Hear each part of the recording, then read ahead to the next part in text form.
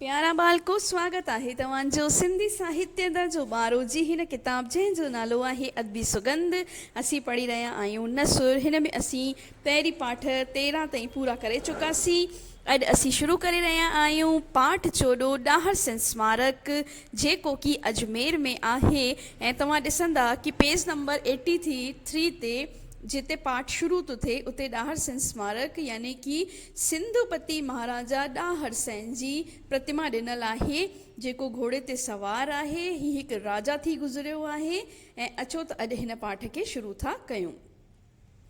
भारत जे ओलह सीमा जी रक्षा कंदड़ सिंधुपति महाराजा ॾाहर सेन धर्मात्मा, दानी ऐं शूरवीर हो। सिंधु संस्कृति जे वाधारे में अहम भूमिका निभाईंदड़, प्रजा जी परघोर लहंदड़ ऐं मातृभूमिअ जो सचो सपूत हो ॾाहर सेन। सिंधु जी उपजाऊ धरती ऐं तरक्की भी आसे पासे वारे परॾेही राजाउनि लाइ साड़ जो सबब रही। साड़ मतलब जेलस, जलन। पर सिंध जे सुपात्र देशभक्तनि ऐं वीरनि जे करे खेनि हर दफ़े शिकस्त खाइणी पई। शिकस्त मतलब हार। त हिन में लेखक जिन संपादक मंडल द्वारा लिखियल आहे इहो पाठ चवनि था कि ॾाहर जेको हो यानी राजा ॾाहर सेन न केवल राजा हो, धर्मात्मा भी हो, दानी हो। दानी यानी कि दान पुण्य कंदो हो। शूरवीर यानी कि बहादुर हो। ऐं हुन भारत जी सिंधु संस्कृति खे वधाइण में अहम भूमिका अदा कई हुई। ऐं कई जेके आसे पासे वारा पाड़ेसिरी हुआ, हुन जा राजा हुआ, से हुन खां सड़ंदा हुआ, छाकाणि त असांजी सिंध जी पवित्र भूमि ॾाढी उपजाऊ भूमि थी आहे ऐं अञा बि आहे। जिते सिंधु नदी जो वहिकरो आहे उतां जा आसे पासे जा जेका बि इलाइक़ा आहिनि से ॾाढा उपजाऊ आहिनि। एॾियूं त सुठियूं फसलियूं, मिठा मेवा फल थींदा आहिनि, जेके चई खणी बसि कर। हाणे असीं शुरू करे रहिया आहियूं ॿियो हिन जो पेज नंबर 84 710 ईस्वी खां वठी मोहम्मद बिन कासिम सिंध ते हमलो कयो।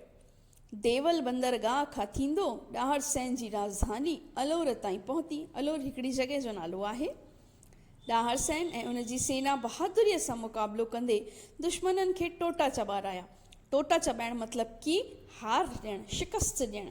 हुननि खे अहिड़ो त हिन लाइक़ु बणाए छॾणु कि हुननि खे मैदान छॾे भॼणो पवे।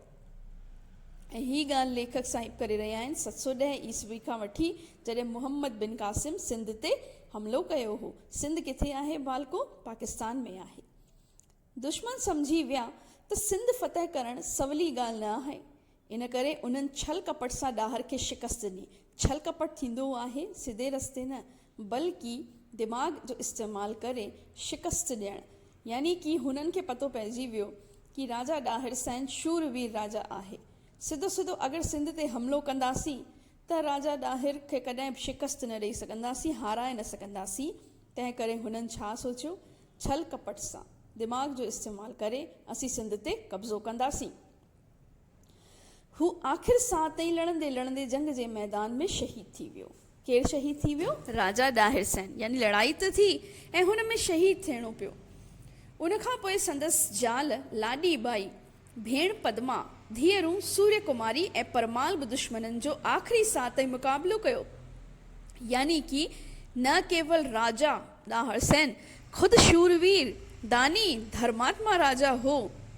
लड़ंदे लड़ंदे दुश्मननि खे शिकस्त ॾींदे ॾींदे 40 सिपाहियुनि खे मारींदे दुश्मननि जे खुदि पंहिंजी जान जी कुर्बानी ॾिनई।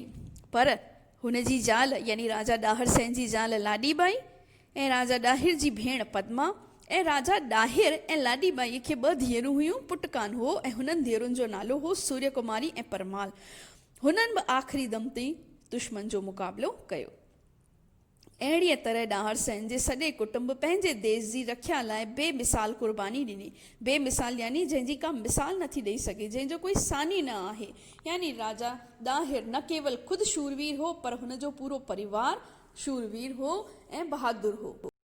बेहद फ़ख्र जी ॻाल्हि आहे जो अहिड़े वीर जे यादि खे क़ाइमु रखण लाइ सॼी दुनिया में पहिरियों दफ़ो राजस्थान जी सांस्कृतिक राजधानी ऐतिहासिक अजमेर में नगर सुधार न्यास पारां हरिभाऊ उपाध्याय नगर में हिकु शानदार स्मारक जोड़ियो वियो आहे।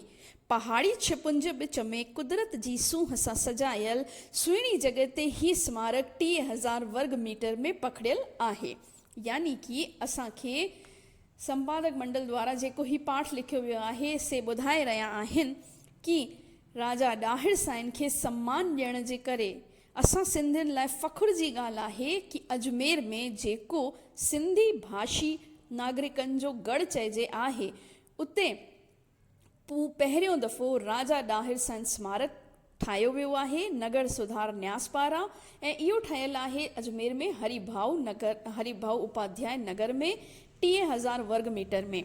बालको अगरि तव्हां अजमेर वञो था त ज़रूर ॾिसंदा ही ॾाहिर साईं स्मारक जंहिंमें तव्हांखे न केवल राजा ॾाहिर बल्कि सिंधु संस्कृति जे बारे में ॼाणण जो बि मौक़ो ज़रूरु मिलंदो। ख़ुदि बि वेंदा, पंहिंजे माइटनि खे वठी वेंदा। अजमेर में ईंदड़ सैलानी दरगाह ऐं पुष्कर सां गॾु हीअ स्मारक ज़रूरु ॾिसंदा आहिनि। अजमेर तव्हांखे पतो आहे बालको फेमस आहे, मशहूरु आहे ख्वाजा मोइनुद्दीन चिश्ती जी दरगाह जे करे ऐं ब्रह्मा नगरी पुष्कर जे करे। त जेके बि सैलानी मुसाफ़िर हुते ईंदा आहिनि अजमेर में से दरगाह ऐं पुष्कर जे अलावा ॾाहिर स्मारक बि घुमण वेंदा आहिनि।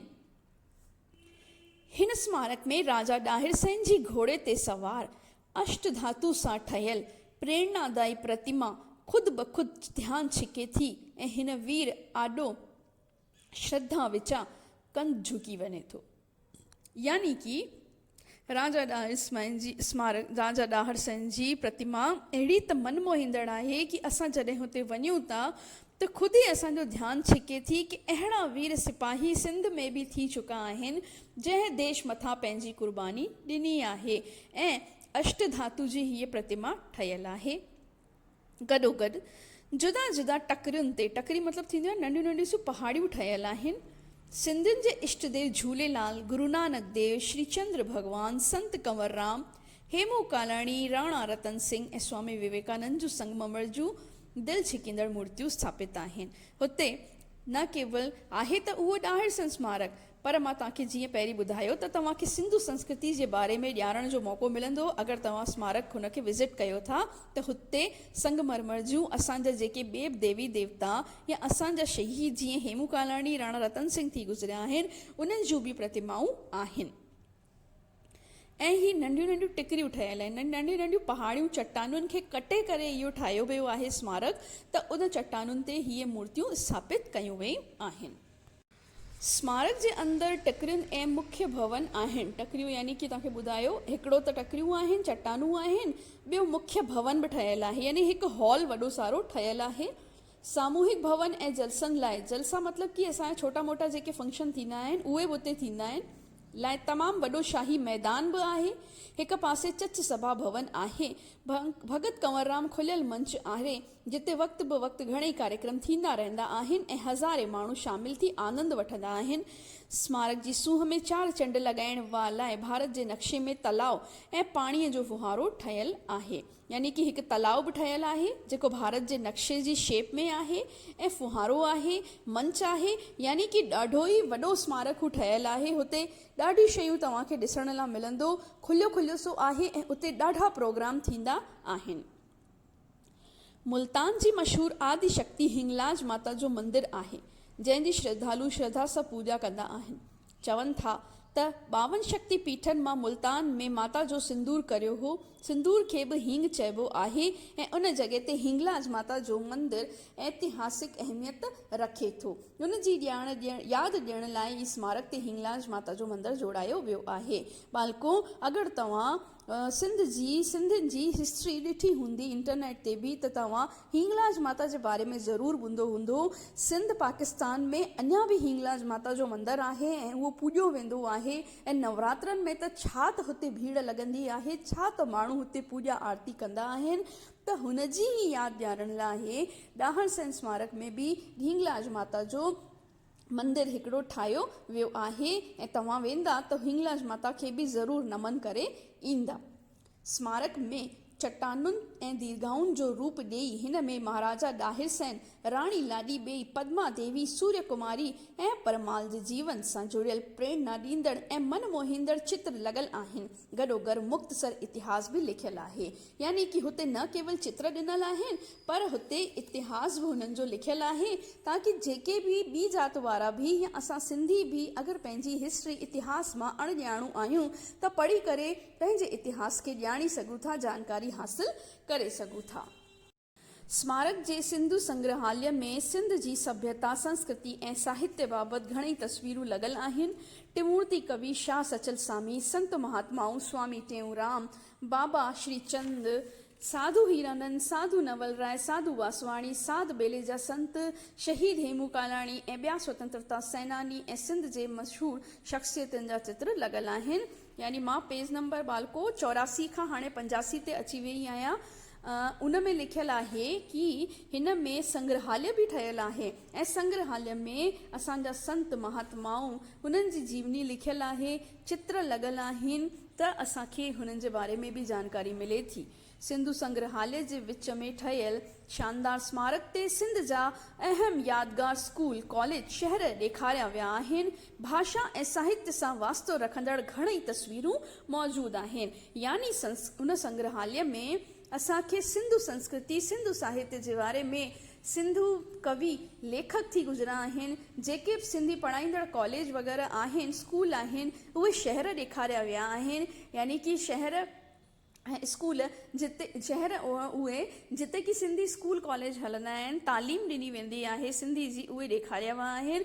यानी कि हिन संग्रहालय में, हिन ॾाहिर सेन स्मारक में असां अगरि वञूं त असांजो पूरो ॾींहुं कढी असांखे वञिणो पवंदो, छाकाणि त हिकु हिकु शइ पढ़ण में, हिकु हिकु शइ खे लिखणु असांजो फ़र्ज़ु आहे त असीं नोट करे सघूं। असांजी ईंदड़ पीढ़ी ऐं न केवल ईंदड़ पीढ़ी पर असांजा जेके अनजान माण्हू आहिनि, जेके सिंधी भाउर भेनरूं आहिनि, उन्हनि खे बि हिन जे बारे में ॿुधाए सघूं त असांखे असांजो सिंध जो इतिहास कहिड़ो न महान थी गुज़रियो आहे।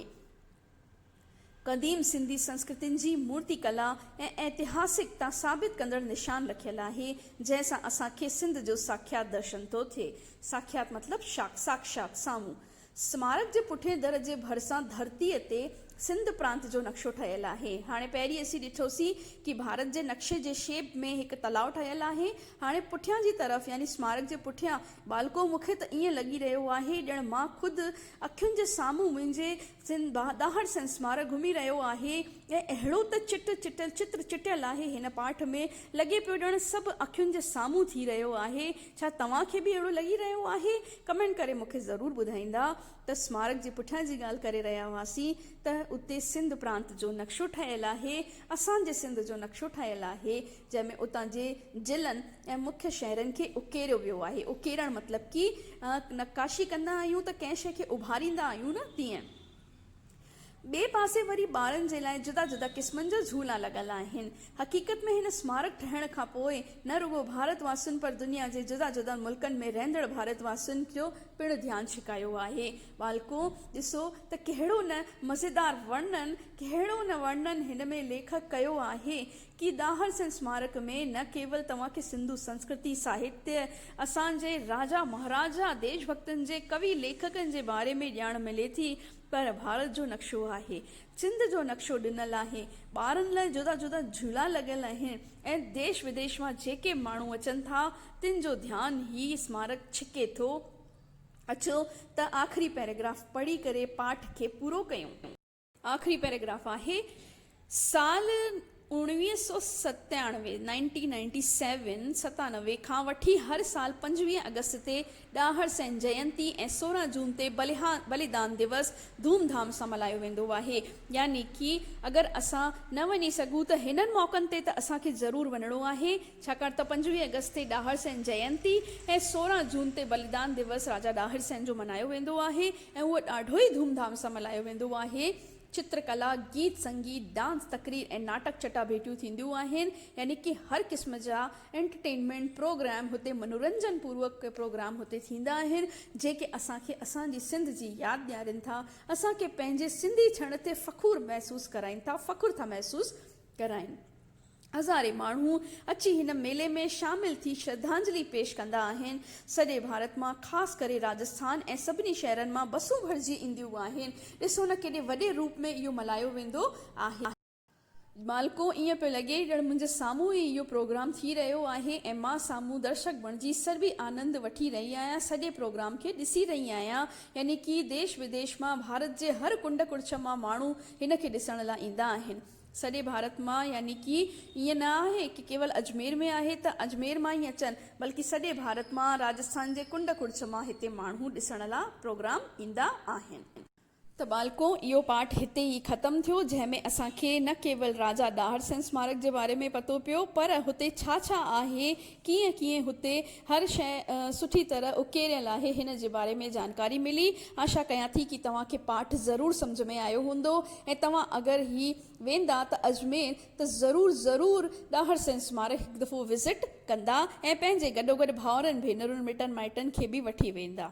हिन खां पोइ पाठ ख़तमु थियण खां पोइ नवां लफ़्ज़ ॾिनल आहिनि। नवां लफ़्ज़ यानी कि ॾुखिया लफ़्ज़ ऐं हुननि जी माना ॾिनल आहे। हूअं त सवली सिंधी में पाठ लिखियलु आहे, गॾोगॾु मां बि एक्सप्लेन कंदे वक़्तु, सम्झाईंदे वक़्तु तव्हांखे पाठनि जा जेके ॾुखिया लफ़्ज़ आहिनि उन्हनि जी मीनिंग माना ॿुधायां पई।